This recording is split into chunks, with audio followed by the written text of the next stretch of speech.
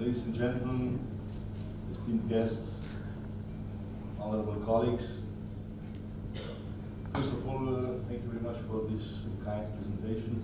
Obviously, I'm getting a lot of data from my life. But for today, I'm very honored and proud to have the opportunity to share my views at this excellent event, the National Conference on Gender and Management. And first of all, I would like to thank my dear friend, Professor Nayak, to give the initiative for this conference, to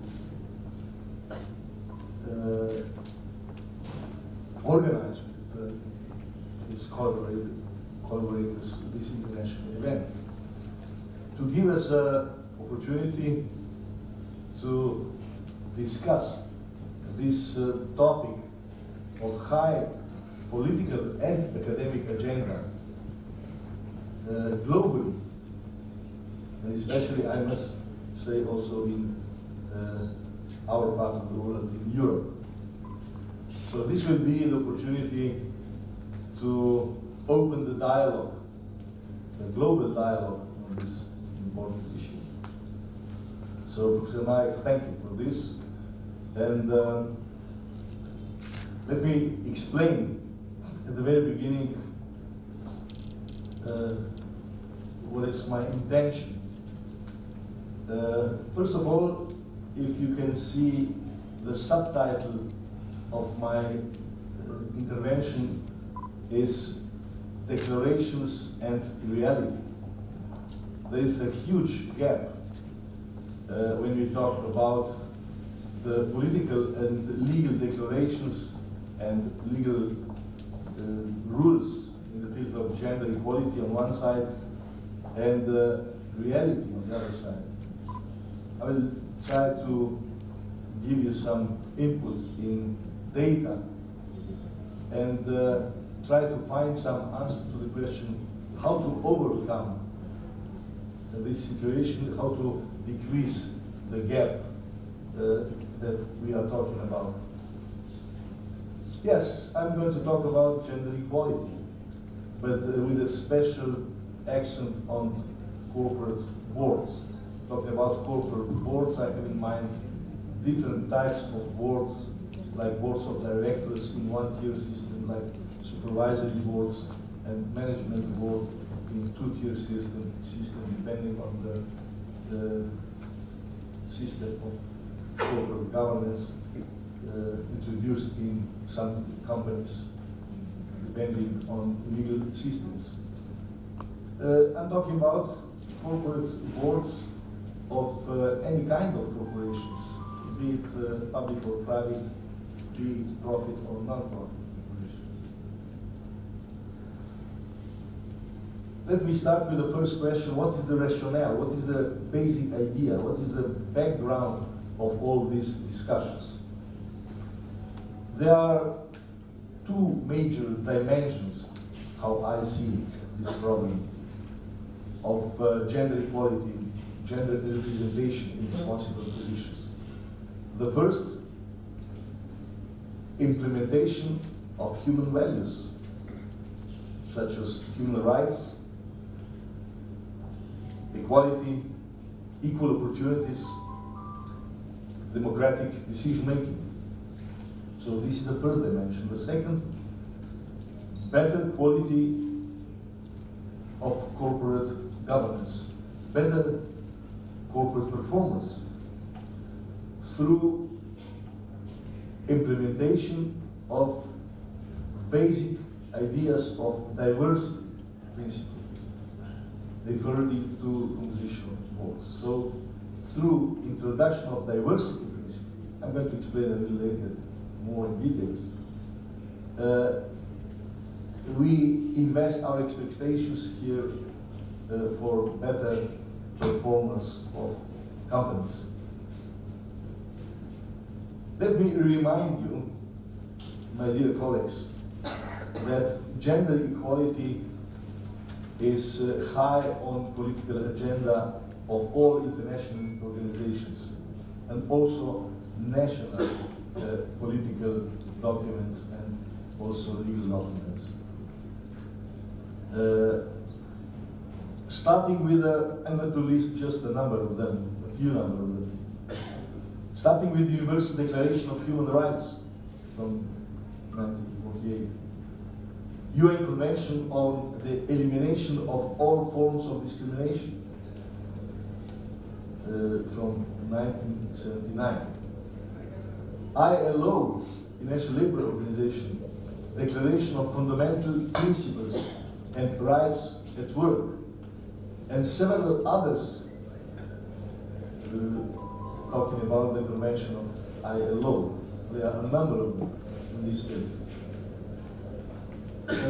I'm pointing out here a famous Beijing Declaration from 1995, which was approved at the 4th World Conference on Women in September 1995. In addition to these and many other international legal acts and political declarations, there are also regional ones. And let me point out for the European Union just two very important documents. The first one is European Union Strategy for Equality between Women and Men for the period 2010-2015, which was enacted in September 2010. I will say something about this strategy later on. And the second one, directive, which is legislation, a law, a European Union law, aiming to improve the gender balance among non-executive directors of companies listed on stock exchanges, which implements Article 157 of the basic European Union documents, the Treaty of Functioning of the European Union.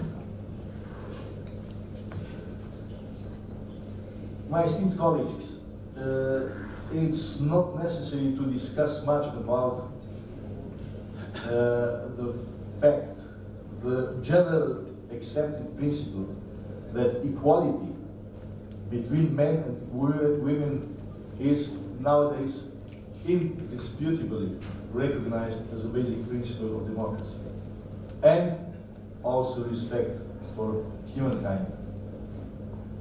However, transforming this into practical life through legislation presents, I'm sure you share this view with me, a considerable challenge. For all societies of industrial or developing countries, for all these societies unfortunately have a long history of inequality behind them. So inequalities between women and men are still apparent in nowadays world societies.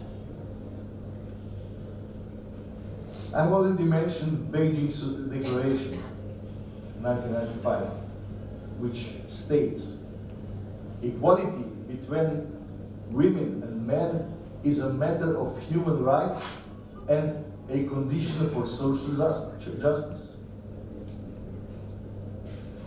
The principle of shared power and responsibility should be established between women and men at home, at workplace, and in the wider communities. It is also a necessary prerequisite for equality, development, and peace. So partnership should be developed, should be based on equality between women and men, and this is a condition for so-called people-centered sustainable development. This is a declaration, nice words, but what is the reality? There is a number of indexes prepared by different international institutions like Bank, OECD, United Nations, European Union, that are following this data, and one of them is so-called Global Gender Gap Index. The Global Gender Gap Index says or finds out that only 5 countries in the world closed the gap, the gender gap, up to 80%, so that the gap is not more than 20%. 64 countries out of, I think, 140 have closed this gap between 70 and 80%. And another 65 countries have closed between 60 and 70%. So the gap is still 40 to 30%. Talking about the regions, only 2 regions in the world, and that is Western Europe and North America, have remaining gender gap of less than 30%, between 20 and 30. Other regions are much worse, so the gaps are much wider, like Latin America, Eastern Europe, Central, East and South Asia, Sub-Saharan Africa, are at remaining gender gap at 30% and more, up to 40. And the worst situation is in the Middle East and North Africa region, where yet is to close the gap of 40 and more %. This is one reality data. The second one I have selected for you are highlights from Women, Business and the Law. It is prepared by World Bank, and the data are from 2016. It is obvious that legal gender differences are widespread very much. What does it mean, legal gender differences? It means different legislations for men and women. And out of 173 economies, 155 have at least one law that it is impeding women's economic opportunities. This is a high percentage, as you see. The total number of legal gender differences is in 173 economies, 943. So these are the laws, different types of provisions that discriminate women in relation to men as far as opportunities in their life is concerned, talking very broadly. Lower gender, legal gender equality is associated with, for instance, the following circumstances or situations. First, fewer girls attending secondary school relative to boys. Second, fewer women working or running business. And third, wider gender wage gap. It is true that in recent years, past few years, in 65 economies, different type and number reforms are going on, increasing women opportunities. So it is promising that the bad figures will be changed in the future. So what is the problem? To summarize. Governments, corporations, the media, banks, academic institutions do not make full use of women's talent as top-level managers and members of different boards. There are considerable differences in women's and men's access to opportunities to exert power over economic structures. In most parts of the world, women are virtually absent from or are poorly represented in economic decision making.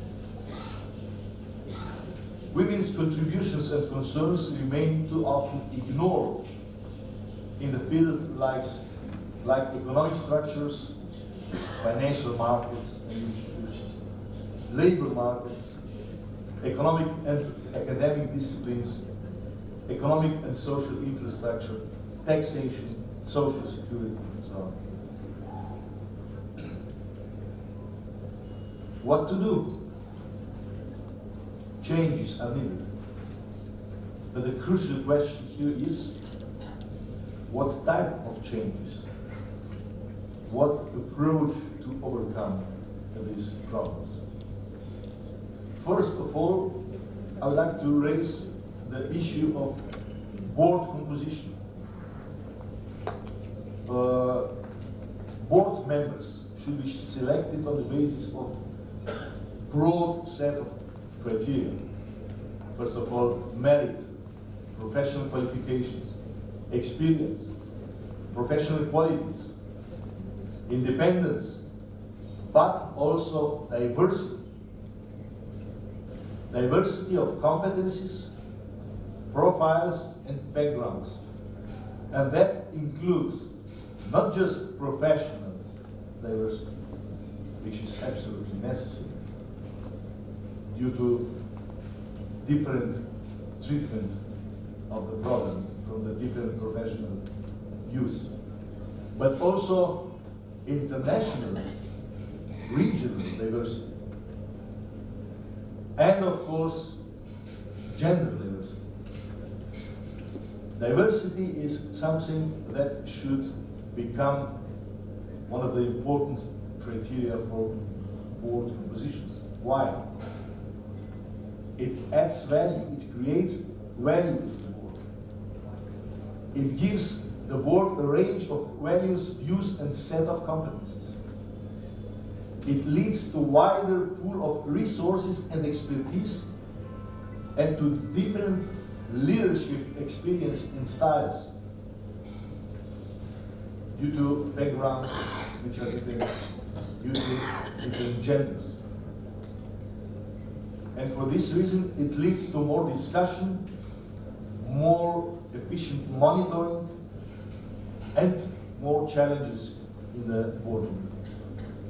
It facilitates better understanding of the business from different points of view and different professional angles.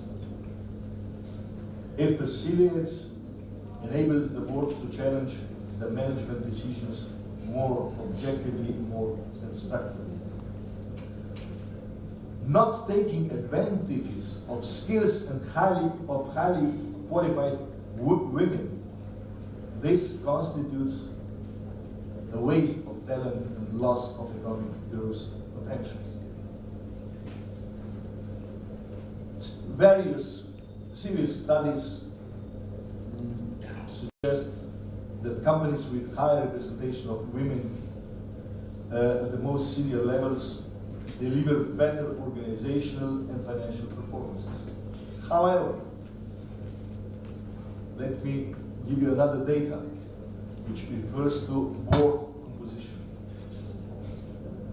On a global level, globally speaking, in last year, women held only 17.9% of the board seats. in the Fortune 1000 companies. Only 45% of all companies now have 20% or greater women on their board. This is the global data. In the European Union, the situation is a little better.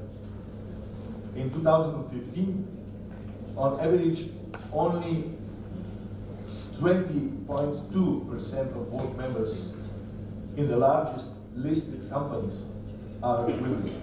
Here we are talking about not all companies. We are talking about only largest and the ones which are listed at stock exchanges. So in other companies, the situation is probably even worse. So there is a still long way to go if we want to achieve a gender balance, which we define as a minimum of 40% of the underrepresented sex on company boards. And now I'm confronting the question how to do this. I'm going to explain you in a few sentences the European Union approach towards this issue. Accelerated progress in the level of EU countries, 28 of EU countries, is in recent years, I'm talking about 10 to 5 years, driven by political and regulatory pressure. As I have already mentioned, in 2010, European Union strategy for equality between women and men was enacted. The issue was put on high political agenda. In 2011, European Commission called for a credible self-regulation by companies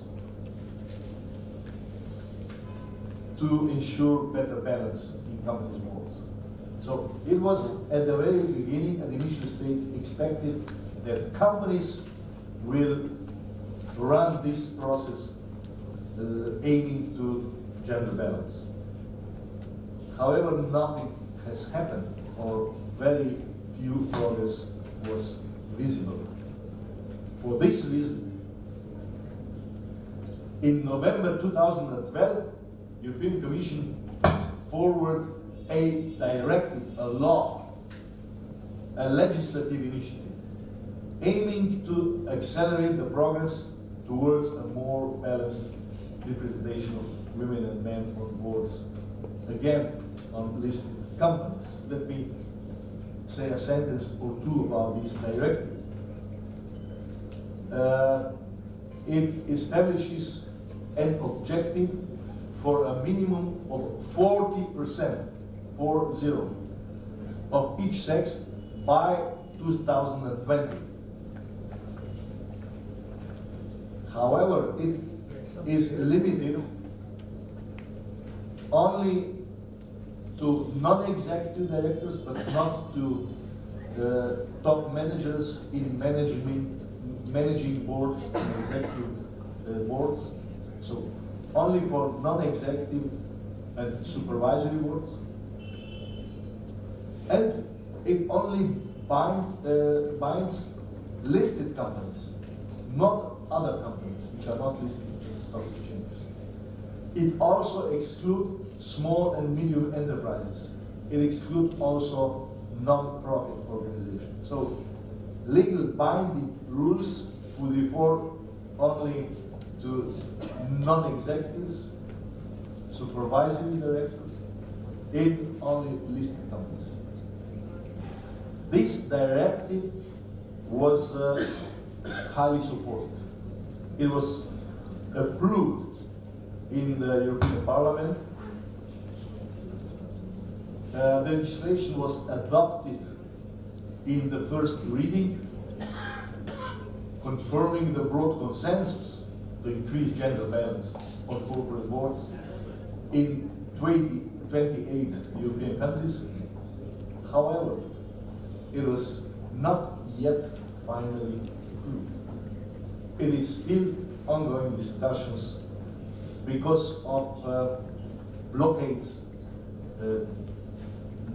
reluctancy, different opinions in some countries.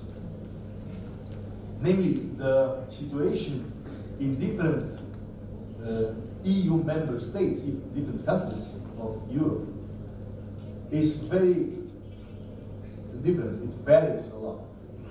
Some of them are imposing strong measures. A number of them have not taken any actions. For example, France aims to achieve 40% female representation in boards by 2020 as the result of binding quota legislation. Finland, Latvia, Netherlands, Slovakia, Spain, Denmark, Sweden are estimated also to reach 40%, but in a little longer period, by 2035.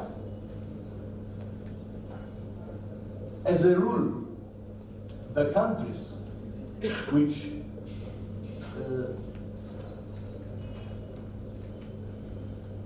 applied so-called gender quotas